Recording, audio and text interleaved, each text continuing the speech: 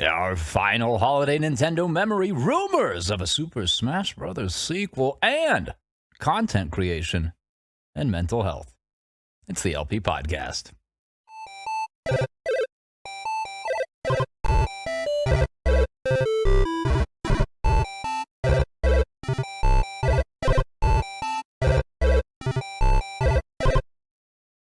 Have a holly jolly Tuesday. It's the best day of the week. It's the day where I get to do more talking than playing Nintendo games, but they're the topic all the same. I am LP, and today we're actually going to kick things off not with a news segment or even the holiday memories, but we're actually going to bring our guest in first and foremost. It's a guest that I'm very excited to have on the show, and it's a guest that I'll hopefully have again in the future. And today's guest balances the line between gaming, streaming, and podcasting, and has actually done so for the greater part of the last decade while also working a full-time job. He's the host of Dialogue Box and Let's Talk. He's Andrew, LaughingboyLP. Thanks for joining me today, man. How's it going? Good. How are you? I am doing extraordinarily well. You know, anytime that I can get a guest on, it's great. Anytime I can get someone that I can sort of commiserate with the fact that we create and manage full-time jobs alongside it, it's even better. Mm-hmm. So yeah, I understand. First and foremost, I guess, allow me to kick it off here. We'll stay away from the work side of it. Gaming, Nintendo, things of that nature. Where did you first find that love? Pretty much like around this time 30 years ago, I got a Super NES for Christmas. I still remember like my brother and I making the definitive choice when when our mother was asking us like, what do you want, a Sega Genesis or Super Nintendo? And we just like emphatically stated we wanted the Super NES. That is awesome. That first Christmas was that and Donkey Kong Country, and I feel like I'd be an entirely different person if I had like chosen something else. Like I have all these old systems. I do have all the Sega systems, but I just started off with Nintendo, just because like that was what everyone had when we were kids. Like we had one Sega friend, but everyone else was just playing Nintendo, and so we pretty much just like played one of the best games ever at that time, and just kind of that skyrocketed my addiction to video games. That's excellent. And it's funny you say that too, because it's something that, you know, I share with you as well as what I've heard from other people, is that almost back in the 90s, back in whatever early 2000s, there was a sort of divide in a way, and please correct me if I'm wrong if it differs from your experience, but it sounds like it's the same, where you pick the console to start with, and then you sort of ride that fandom, and it sounds like you and I both went with Nintendo in that regard. Yeah, I mean, I was pretty much a Nintendo person up until like the mid 2000s, mainly because like I was one of those kids that like as I got older, you started like looking at Nintendo, and all of a sudden it was the kid thing to do, and so I wound up getting a PlayStation 2 and kind of rode that Sony wave for a bit. Obviously I'm very, very much back into kind of everything. Like I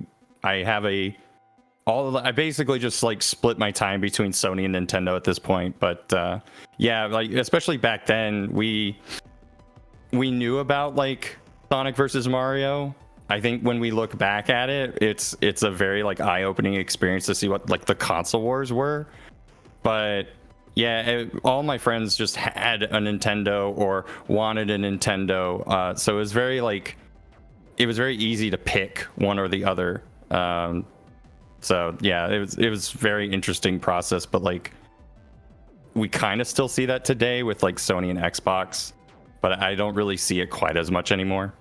No, you're absolutely right. And like on the topic of Nintendo, it's almost like their own sort of entity. Like it doesn't quite feel like they're directly competing with the Sonys and Microsofts of the world, at least for the same IPs. You mentioned really not. You mentioned you split your time mostly between Nintendo and Sony, and I'm curious. I didn't actually anticipate asking this, but what are you playing right now? There's a lot of stuff. right now on the Sony side, I'm just trying to finish up God of War Ragnarok because at the time that this was recorded, Valhalla was announced, but it hasn't yet released. Or maybe it came out today. I don't know. I'm just trying to finish that game up before I start the DLC. And then over on the Nintendo side, because I've been streaming a lot of the games that I've been streaming so far, like the remake of Super Mario RPG, Super Mario Brothers Wonder. I still have a bunch of save files from like I'm trying to finish up Live Alive. So it's mostly just been trying to, and failing, catch up on just 2023 as a whole in terms of games. So that's kind of what's going on right now. An embarrassment of riches, really. We're spoiled as fans, I think, in that regard. Pretty much. So are you streaming all of those games that you mentioned, the Mario RPG, Wonder, Live Alive? Live Alive I'm playing on my own. Mario RPG and Wonder I'm streaming because for RPG, like that was a game that I owned the original ever since I was a kid, and I knew that if I didn't force myself to piece out that experience through streaming, I would just guzzle up that game in like a day. Like I would have been done with it the first day. It forces you to savor it, right? Basically. And then with Mario Wonder, I once a week bring my friends over, so I know a lot of people don't get the opportunity to see people do co-op on that game, like traditional couch co-op. So I wanted to have that experience on my stream so that people could kind of see what it's like to see that couch co-op version of Mario Brothers Wonder. And then, yeah, God of War, I'm just playing on my own. I do mostly play Sony games I'll sometimes play Sony games on stream, but mostly I just do that for myself because a lot of those games just take up a lot of time. Mm-hmm. And I just kind of want to go at my own pace rather than worry about streaming them. So. completely understand that, man. And on that topic, I suppose, how did that creative journey sort of start? You know, nobody just sort of walks into streaming. Did you start with YouTube or something else, or what was that like? Oh yeah, I very much started with YouTube. I way back, like the very first foray into YouTube, because I was in high school when YouTube started becoming a thing. I used to do like Adult Swim bumps. Like I used to do fake Adult Swim bumps and commercials. That is awesome.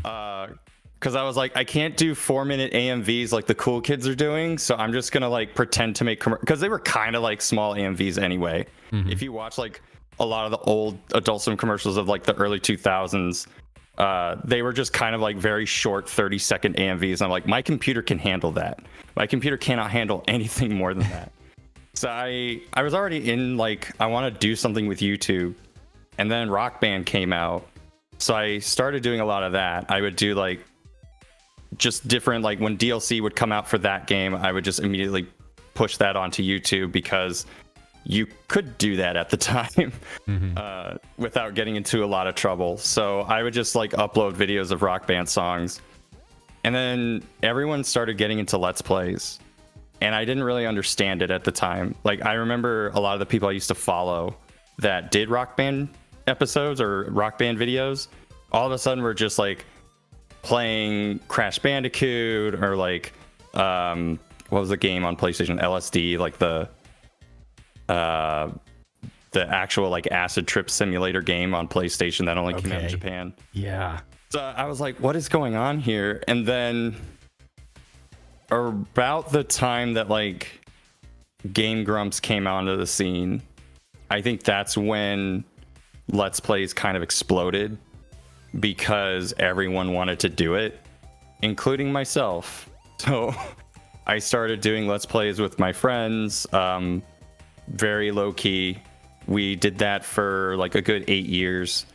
And again, kind of at the time, like YouTube was just there because it was easier to edit than it was to stream.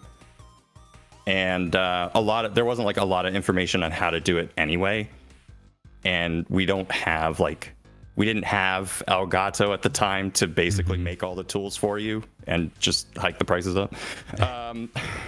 But yeah, that was kind of like the start into it. I wanted to kind of do these Let's Plays because I wanted to take what I've always wanted to entertain, and I wanted to find a way to get into that space. And YouTube was the easiest way to do it. It's like for anybody, it's the easiest entry point. Twitch is like the easiest entry point for people who want to do streaming. YouTube's the easiest entry point for people who want to do like long form content. And it was just a way for me to say, hey, I really enjoy games. This has kind of become my personality as an adult in my 20s. So I'm going to try to do this and find a way to entertain people through games. I think that's excellent, Andrew. I think that's awesome. And something that I've heard from others, as well as what you just echoed there, is that it's like a low barrier to entry, right? To getting into creating something on YouTube or Twitch or what have you. But it's a higher barrier to be consistent or to even find success, whatever that may mean to the individual. And you obviously have remained consistent for a long time now. It's awesome, right? It's commendable. But two, what's your secret, man? How do you maintain it? Failure. Yeah. I guess the best way to put it is that and I didn't really think of this until recently, but I've kind of failed my way to get to where I am. And that involved a lot of, especially when I was doing YouTube, I found some success in doing the Adult Swim stuff. I found some success in doing the Rock Band stuff, but this was back when like nobody was really using the platform. And I just kind of assumed that if I got into Let's Plays and just kind of did that and rode that wave, that I would find success because it worked before. Like but the difference between YouTube in 2006 and in 2012 was just so different that, like you said, this low barrier of entry, but there wasn't enough information on how to do it. And I spent like months and months trying to research like what capture card should I be using and how am I going to find that consistency in terms of creating content and not running out of stuff to put on YouTube, while also being able to like find the time to record and do all that. And that was so easy in my 20s when I was in college and didn't really have anything else going on. If I were to try to start doing this all over again in my 30s, I don't think I would be able to find the time to have that consistency. So really it was about basically just trying to figure out through failure, like, and research. Consistency, I guess, is also kind of an interesting word, because I guess like when I say consistency, I think of how can you just like continue to find like a schedule. It also can mean like, what does it mean to keep up quality? And I think that's a much harder question to answer. In terms of maintaining quality, I think a lot of that just has to do with looking at what everyone else is doing, not copying it, but trying to understand, like, if you just continue to do the same thing over and over, then it's really hard to find room to grow. And so I just kind of look at what other people are doing and try to see, like, how can I make that work for me too? And trying it out and failing and trying something new and hopefully finding some success in that. I think that's a great response, Andrew. I appreciate that. And I mean, on that note, what are you seeing that you perceive to be working right now in the creator space? What are those sort of things other people perhaps are trying that maybe someone like I should look at? I think like the big secret is that I don't think anybody really knows the answer to that question. And so I started doing Let's Talk because, as I said before, there was this whole problem with, we don't know how to do this. And I wouldn't say that it was like a huge industry-wide secret. I just don't think anybody had the outlet to talk about it. Nobody was really like gatekeeping per se, but nobody was really talking about, oh, I have this capture card, or if you want to have a better microphone, then you need to learn what XLR is. And so I wanted to create this podcast initially to invite people over that were clearly doing well or had Let's Plays that were of considerable, I guess, quote unquote, quality. And my first opportunity to do that was I went to like MagFest 2015, 2016. I think it was 2015. And met up with the Runaway guys, Proton John, Nintendo Capri Sun, Luca Jin, Emil, all the... I like how that's the only person who I named his actual name. But, you know... The greats. So I met up with them and was like, hey, I want to do this podcast where I, you know, interview people and just try to talk about, like, how is it that you're doing? Basically what you're asking me right now.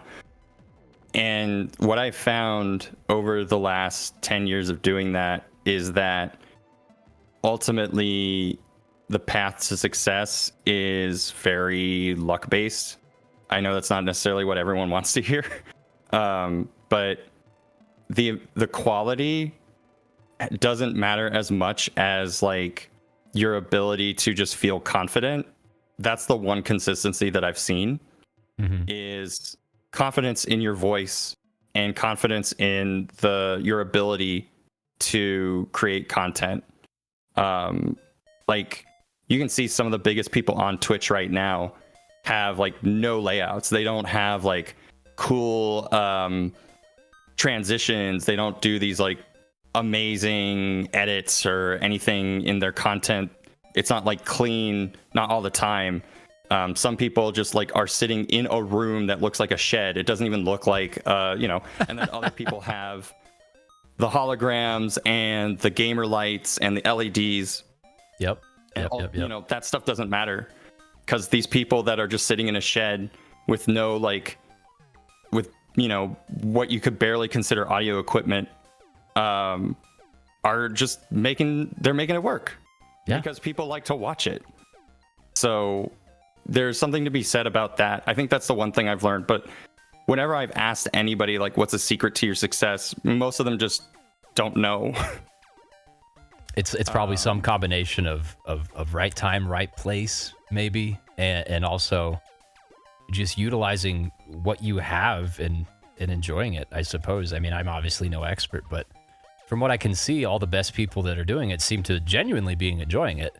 And I think we as viewers or other people that perhaps ingest this form of media sort of channel that, I suppose, for lack of a better term. Would you agree? Yeah, I think the right place, right time, but also not being afraid to try something new if you start to see something emerge. You know, if I wish I could have done Let's Plays a lot sooner, right? Like, I could have done Let's Plays back in 2008 when everyone else was doing them. And because the pool was so much smaller, I wouldn't have this discoverability issue, right? Right. I started basically when the floodgates just burst open. And so everyone was trying to do it. Like everyone was trying to get a partnership with Maker Studios and Polaris, if anybody remembers those names at this point, and or Machinima for one. So like everyone was just trying to gun for it because all of a sudden like Let's Plays and video game or just content creation in general was lucrative or seemingly lucrative. I just need to put that in quotes. So it was really hard to be noticed. So I almost lost my train of thought, but basically it's it can sometimes be about time and place, but I also think that it's more about confidence and being stubborn. Like I started doing Let's Plays in 2012 basically, and I would say only now 11 years later am I starting to find like the audience that I was searching for the last like 10 years. So I, you know, just because I kept going and didn't quit, or didn't, I guess, allow myself to quit. Yeah. Really, really fundamentally helped. And just finding friends that were also doing this and trying to find different ways to collaborate with them. It's not an easy aspect of the job, but I think it's necessary. I think that makes sense. And it's something you're kind of touching on there, I think, is an aspect of tenacity, right? Because the entire thing is rife with adversity. Like you said, there's a discoverability issue if you're not, early to the party. So if you can't keep up, then you can't keep up. So with that in mind, there's got to be some sort of like mental health ramifications here, right? Is there, any semblance of self-doubt or things along those lines that perhaps you, I don't know, saw throughout your time? Yeah, I think a lot of it was I tried to do a lot of the the Let's Plays are easy because I'm just sitting by myself, or when I did Let's Plays in the beginning, I brought my friends over, friends who I've known for a long time. And there were just times where things were kind of going well, and then there were times where things just weren't. It's much easier for me to look back at it with rose-colored lenses because I just remember like the good points, and I don't really remember the not as good. And we found some success in places that we didn't expect. So when it comes to the mental health aspect, I think where it got difficult for me was trying to get into like the podcasting and where I am now with the streams. And that's because, in my opinion, especially with streaming, your feedback is immediate. You are opening up a stream, and the way that I put it is like you're inviting people over to your house to hang out or to have like a house party, and nobody shows up. And that's like one of the worst feelings, that people, it makes you think that people don't care about your content or what it is that you're doing. Right. But in reality, it's just that, well, maybe that's the case, but in other ways, it's Twitch is not doing much to help you. YouTube is not doing much to help you.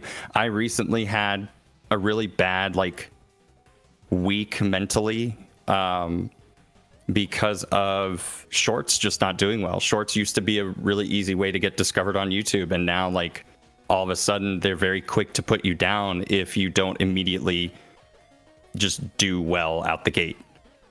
Absolutely right. How do I manage that?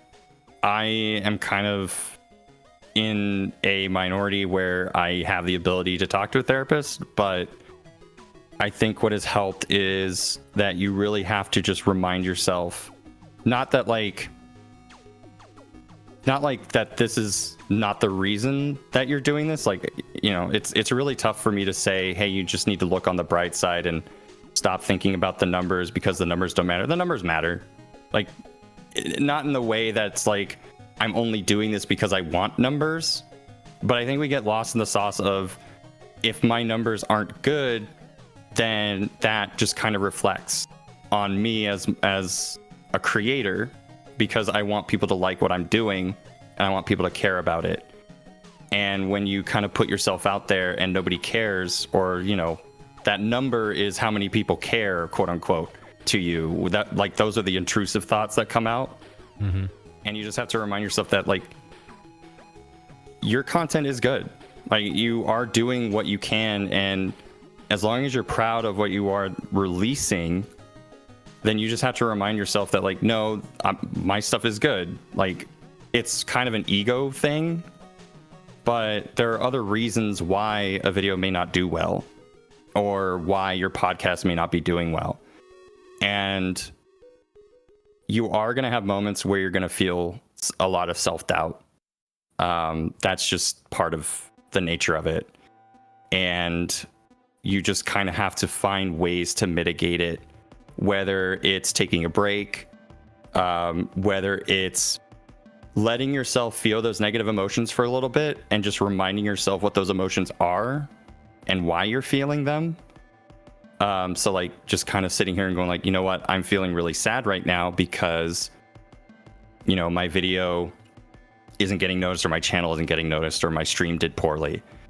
And just kind of evaluating those feelings and just kind of sitting there and getting a better understanding of how you're feeling in that moment.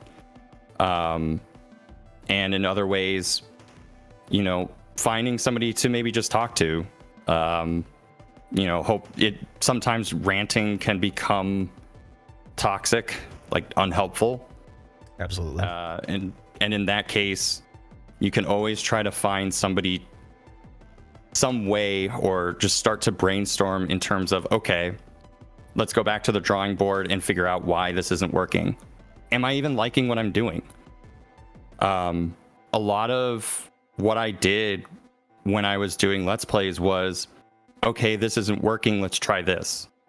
And at one point, I would say I probably looked back on that and said, maybe that was a bad idea, because then you're losing consistency. But I think now, I don't think I'd be here right now if I hadn't tried to experiment and tried to find some other way to get people to notice me, or to get better views, or to try something new. So you just, sometimes you're going to feel those emotions. It's okay to feel that way. It's okay to sit there and say, like, you know what, this really sucks, and I feel awful because nobody seems to like what I'm doing. But always remind yourself to take some time, come back, and maybe try to come up with another plan of attack. Just can keep failing, basically, and be okay with that. So, because there's going to be a lot of failure, especially if you're starting out. My goodness, Andrew, I've got to take it off for you there. That was an amazing response to that question. First and foremost, it felt like you were speaking to my own heart in some parts, but I think that there's a number of things anyone can take from that. But chiefly, something you said that really stuck out to me was that it's one, it's a human thing to care, and two, that it's okay to feel that way sometimes, to feel perhaps disappointed or ways, but overcoming it and adapting and changing what you're doing in a way to, I don't know, to help is a great call as well. But I a little bit blown away. That was a great response. A great response. Yeah, I mean, there's a shameless self-plug time, but I did do recently an episode of my other podcast where, again, I just bring in more than one person and we talk about different topics. I did an episode back in May about mental health and content creation. I had Forrest Minish and Josh Jepson on that. And I think one of the great takeaways was when Forrest Minish was talking about there's this logical fallacy that we have where if a creator cares about the numbers, then they're not here for the right reasons. And she kind of said along the lines of, like, if a creator tells you that they don't care about the numbers, they're lying. And especially because a lot of these creators, especially the more successful ones, don't know where their success came from. Yeah. And most of them, it's a lot of hard work and consistency and figuring things out. But you kind of realize, oh, hey, I went from like 0 followers in 2020 and now I have like 1,500 followers in 2022. That just happens within the blink of an eye and you don't realize how you got there. But that idea that, like, we have these creators that are actually struggling these days to find consistency in them being able to create content or do streams and make a living. These are like full-time creators. To then tell them that they're wrong for not thinking about the numbers or thinking that it's not okay to think about the numbers, like, that's just weird. We all do. Absolutely. I think we need to get off of that idea that we just purely don't care, because whether it's for your livelihood or whether it's for your own ego, we do care about the numbers to some degree. It's just that if you are trying to do content creation because you think this is an easy path to money and or success, I think that's where the conversation needs to start. Mm-hmm. But yeah, it's this. It was a really, really good episode because it's a really hard conversation for people to have. Is with content creation and how that, like, deals with their mental health. Like, luckily, I'm very much pro mental health. I think it's very important to me to talk about it. So here I am. Well, I appreciate it greatly. Yeah, no problem. And thanks for asking this question, because I think a lot of people do struggle with this. We just don't really, we're either too afraid, or it's a really hard, difficult conversation to have, especially like you and I, this is the first time we've met. Yeah. But I'm willing to talk about it because I struggled with it for a really long time, and I know everyone else does too. So yeah, I just wanted to kind of throw that out there. Well, I think that's excellent, and I will I would love to check out that episode, and I encourage anyone else who's even remotely interested in the subject to do the same. That sounds excellent. Forrest Minish and Josh Jepson are quality individuals that I'm sure have a number of things to share on it. But more specifically, in that, I guess, similar sort of vein, in a way. I'm sorry, I'm still reeling from the subject of all. It was really, really solid advice. When you talk about, mental health, right? Things that are important to you, things that perhaps give you maybe not pause in your direction, but perhaps something to reflect upon. How do you decide to prioritize that versus what's happening, I guess, for lack of a better word, IRL, right? You manage a full-time job alongside all of this. So how do you intertwine the two of them?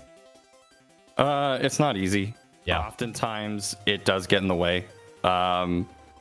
And I think some people might find better success at being able to separate themselves from like one thing and just focus on work. I'm not very good at it, so I can't really provide that answer. Sometimes I'm just going to have a really bad mental health day because of content creation or like something not working out the way it should. And I'm just obsessed on that. That's my own personal struggle, but I'm really curious how other people deal with it, honestly, because I'm not very good at this, but sometimes you just kind of have to, what they call mindfulness training is one of the key things, is that you have to pull yourself away from that core issue, and there are days where it's just easier than others. So like there's just, that week I was talking about, I was able to kind of take myself away from it because I had a day where I had to be in an office and I couldn't just be at home. But most of the time when I'm working from home, it's very difficult to pull myself away. And that is a tough question to answer. So sometimes you just kind of have to accept the fact that, like, okay, I guess things didn't get done, but how am I going to forcefully pull myself away, because I still have to be able to like provide for family, or I have to, like, I'm going to go hang out with my friends. I don't want to be thinking about streams right now. And which is, again, tough because I think content creation is a 24/7 job, especially to find even just minimal success. You just have to be on 24/7. Right. And I think most content creators would agree with that. But yeah, it's really hard. And I don't envy anyone else that has to deal with it. It's both the best and the worst thing in the world, right? Yeah. Well, here is where I would ordinarily segue into asking you about advice you'd give to a newer or aspiring creator that may be listening. But gosh darn it, Andrew, the entire conversation has been filled with it. So maybe if you had one specific piece of advice, one blurb you'd like to impart. Again, and this is kind of what we've been talking about. Yeah. And it's kind of the same thing as like what any successful stand-up comedian would probably tell you, is that you have to be okay with failure. You have to accept the fact that even at your best, you are going to have days where you are not doing well for one reason or another. Maybe like you just kind of say something during the stream and it just doesn't hit right, or somebody leaves a really bad comment on your YouTube video, there are just going to be days where you're just not there 100%, and you have to learn some acceptance around failure, or acceptance around pulling back and taking a step away, because this hobby, this industry, I guess, is not forgiving, and it's very easy to be burnt out in it. So, I go in with the energy that the video you're going to put out is your best one yet, but learn to accept the fact that, like, sometimes that video or that stream, you may wind up with like no raids and 0 viewers that one stream, or you did like 1.2k views on your last video, but now this time you only did 500, and don't want to let yourself think like, oh, what's going on, and then just like throw the whole thing out. Just learn to accept that failure is a key part of what it is that we're going to do, and learn from it. Like, don't just accept it and then just keep doing it. Don't like bang your head against the wall and then be like, why isn't this working? Find some other way to do this. Like, don't go into Apex on a stream and then realize, why is Apex not working? I'm just going to keep doing Apex. Even if you don't like Apex, like, you're just doing it because that's what everyone else is doing. Fine, maybe do Fortnite, like, or do a game that you really enjoyed playing as a kid. You might walk into a niche that you didn't know was gonna bring you that success. It's a lot of this is so luck based that you could just like throw a ton of stuff at the wall and nothing will work, and then someday like something sticks and you're not really sure why. So just kind of learn from failure, accept that it's going to happen. Don't beat yourself up over it.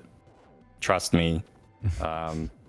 Just, be stubborn, be confident, and pull back every now and then. There you have it. And perhaps take the good with the bad in summation, right? Pretty much. Speaking of good and bad, one thing that I think was particularly good, and I'd be curious to hear your quick thoughts on it. I know we're closing up on time here, but Nintendo's 2023. No apologies whatsoever, Andrew. I appreciate your time. But Nintendo had a great year, in my opinion. I'm curious what you thought. Yeah, it's been interesting because if you had asked anybody in like March or April what game of the year was going to be, I don't think anybody would have said Baldur's Gate 3. Right. I think everyone would have told you like probably Tears of the Kingdom, and they'd either sound super excited or super dejected. Like, May came around and we had Tears of the Kingdom, and then we were just kind of sitting around like, okay, now what? Like, we didn't really think Nintendo was going to have a banger year this year. I don't think anybody suspected until the rumors started happening like later that we were going to get a 2D Mario game, and that they were remaking Super Mario RPG, and we were basically getting this all at the tail end of the year. We say that 2023 was good for Nintendo. I think it was good for most of the major studios. I won't get into like the developers, but yeah, I would say that I particularly have enjoyed, and I'm looking forward to Nintendo's 2024 as well. Everything that they've come out with, I may have gotten Tears of the Kingdom out, but I think everything else that they've put out this year has been really fun to just play with. And obviously Super Mario RPG was a very formative game for me in my younger years, so I was very happy that got re-released. It's presented itself to a whole new audience that perhaps, didn't have that available to them. I myself being one of them, so I'm thankful for it.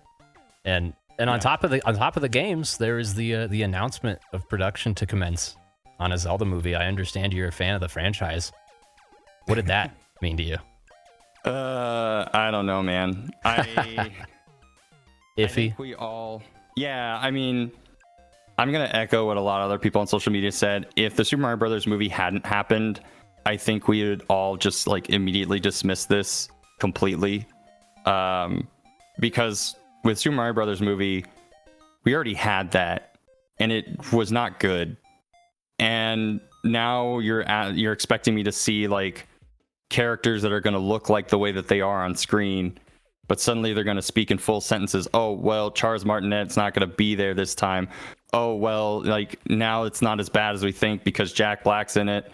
Like there were just so many, it was like such a whirlwind of emotions that all started back in like 2018 when we thought this was going to happen for Super Mario Brothers. For Zelda, I don't know. The fact that it's live action and the fact that it's being produced by Sony doesn't fill me with a lot of confidence. The Spider-Verse movies notwithstanding, Sony's not really good at making movies lately. That's fair. That's completely fair. Especially the non-MCU Spider-Man movies and the not Spider-Verse movies are just, they're not good. I'm sorry. So I can't even say I'm cautiously optimistic. I would like to be surprised. I would like to find out that I'm wrong, but I don't think this is going to end well. Hey, fair enough.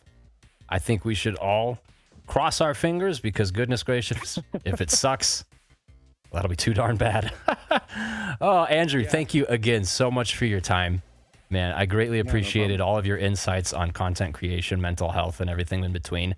I wanted to ask you to pitch yourself. Here, is there anything you're currently working on? What are you up to? What would you like to tell the people to go check out that you've worked on?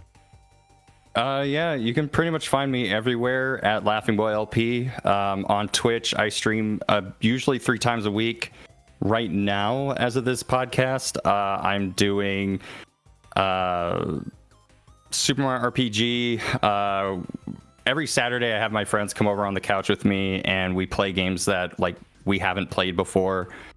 So like I'll pass the controller around, and right now we're doing Golden Sun, Sly Cooper Thieves in Time, Super Mario RPG, and Super Mario Brothers Wonder. Throughout the week, I usually just stream with friends and or my wife. Right now, there's like a ton of games that she never finished as a child, so we're actually going through her old memory card and trying to beat those games. And then like this weekend, for example, I'll be doing some Monster Hunter with Masayanella, but usually I'll reserve like 1 day a week to just stream with my online friends. And then on YouTube, I am also at LaughingboyLP. I do Dialogue Box and Let's Talk. I'm trying to finish up a series I did with Sab Irene earlier. Hopefully that will all be out before the end of the year. And then in 2024, I'm hoping to kind of do some new stuff with brand new shows and hopefully at least like a once a month podcast of something. So yeah, stay tuned for those.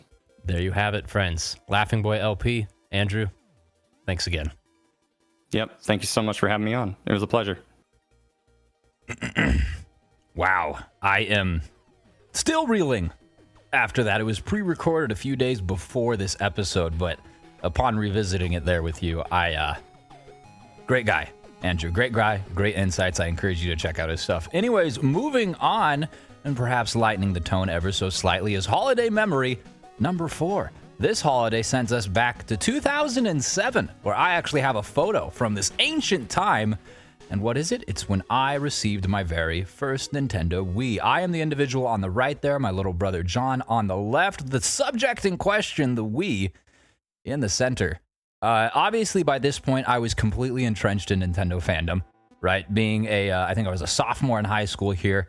Choosing to get a Nintendo Wii over the Xbox 360s of the worlds definitely separated me from a lot of my peers. Whereas they were infatuated with blasting people's faces open on Call of Duty, I wanted to play Super Mario Galaxy.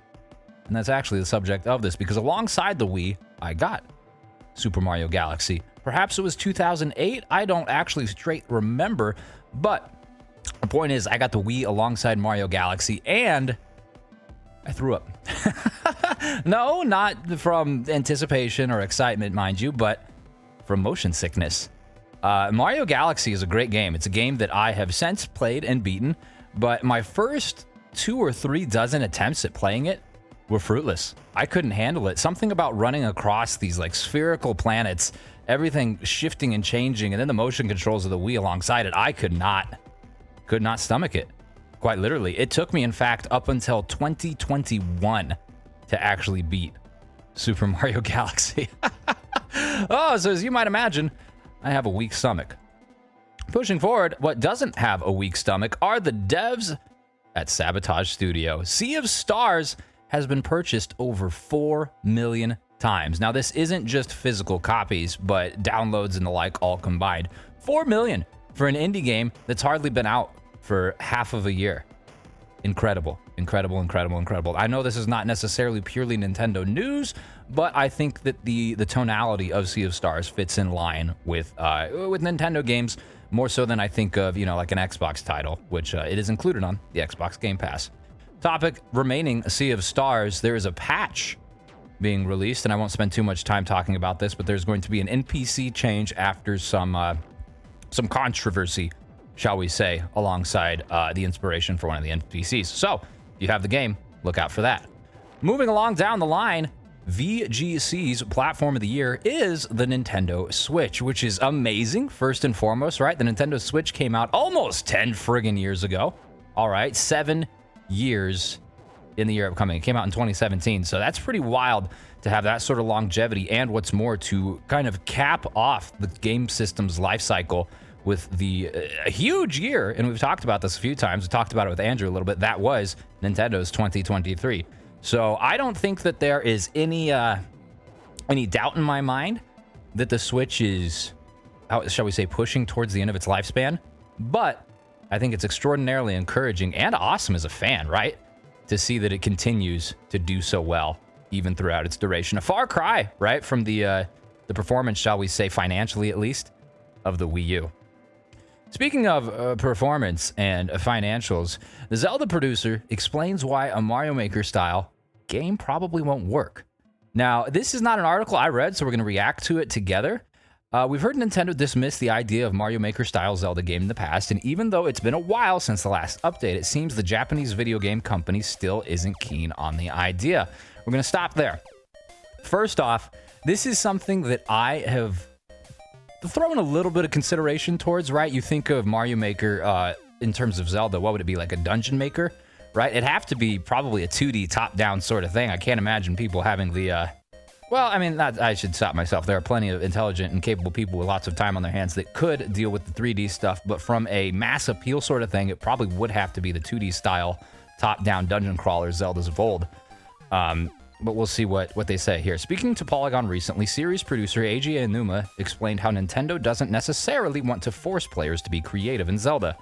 That's an interesting statement, given what we've seen in Tears of the Kingdom. I feel like one of the big improvements or big changes or shifts in direction for Tears of the Kingdom was the forced creativity with all the Zonai devices, but instead encourage players to be creative. Okay, so you don't want to make us be creative, but you want to offer up the opportunity. I see. I'm onto your tricks, Aonuma. Here's exactly what he had to say when asked directly about a Mario Maker style game for Zelda. There are people who want the ability to create from scratch, but that's not everyone. I think everyone delights in the discovery of finding your own way through a game, and that is something we tried to make sure was included in Tears of the Kingdom. There isn't one right way to play. If you're a creative person, you have the ability to go down that path, but that's not what you have to do. You're also able to proceed through the game in many other different ways.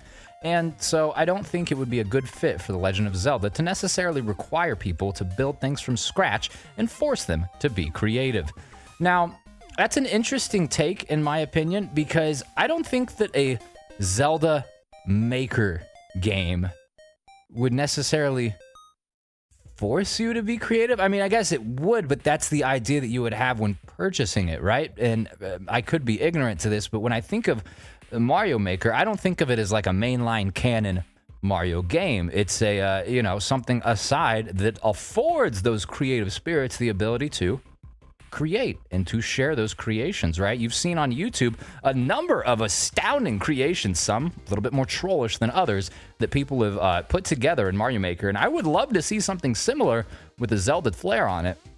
But at the very least, right now, it doesn't seem like that's something that's being considered. Going forward, what has been considered and acted upon, 2 new Pokemon Squishmallows. Now, I don't know about you, but my wife is a Squishmallow-aholic, all right? She has not just Pokemon ones, she's got Harry Potter ones, she's got some random little animal ones, she's got like a like some sort of food demon thing. I'm not even certain what kind of food it is, but it looks more food-like than animal-like. Squishmallows, very squishy, very soft, very cute, objectively so. And now there's a couple bit more here. Clefairy and Teddy Ursa. Go pick them up on the Pokemon Center website.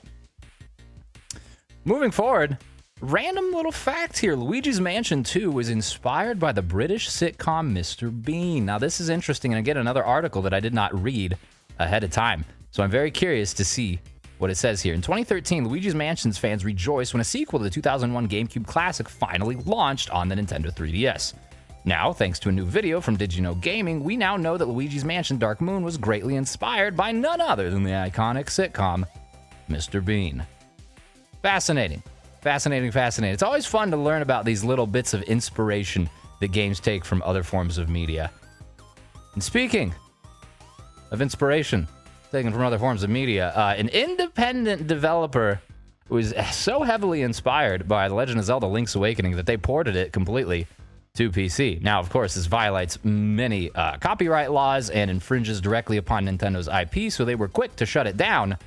But a fascinating case study here on how far a fan is willing to go to duplicate something they love. Oh, and speaking of things that we love Nintendo games. Yes, what's a Nintendo game? Super Smash Bros. Now, why is that relevant here when the title says, rumored Namco job listings hint at 2 Nintendo games in development? Well, Namco, one of their studios actually, Studio 2 and Studio S, were involved in the development of Super Smash Bros. They're also involved, I believe, in the development of Mario Kart. So one could theorize that these job listings, and we'll look at them here in a second, mean that they're prepping to help develop one of those 2 new titles. It's about time for either one, right? Super Smash Bros. Ultimate came out, goodness gracious, 7 years ago? 8 years ago? 9 years ago? What is time? What year is it? 2023? Goodness gracious. Either which way, I know that Mario Kart came out almost 10 years ago too, and that has finally since stopped receiving DLC. So either which way, whichever the case may be, Mario Kart or Super Smash Bros., they'll be welcome additions to the next Nintendo console. It was only this year that Bandai Namco formally designated the 2 groups as their own studios. The 2 studios continue to work with Nintendo, but are now also available to take on other work with other publishers. And we talked about that, I think, in episode 2 of the podcast, the spin-off studios from Namco. And it's curious that they mention here that they're also available to work on other games with other publishers. So Studio 2 and Studio S put up 3 new job listings on their own site, of course, only for Japan. And they all indicate, apparently, according to this article, that they'll be working on a Nintendo game. The description for one of the listings refers to construction of stage specifications, level designs, and etc. for side view action games. Side view action games. So that tells me Smash or some sort of like 2D platformer, perhaps. I guess we're gonna have to wait and see. Either which way, 2023 has been a great year for Nintendo. It's been a great year for me, and great things are ahead on the horizon. And I hope I see you there. So, thank you so much for tuning in this week. I am LP, your host, and I talk about Nintendo games every single day of the week and play them every day too. The podcast is on Tuesday at 8 p.m., and I hope I get to see you again next week.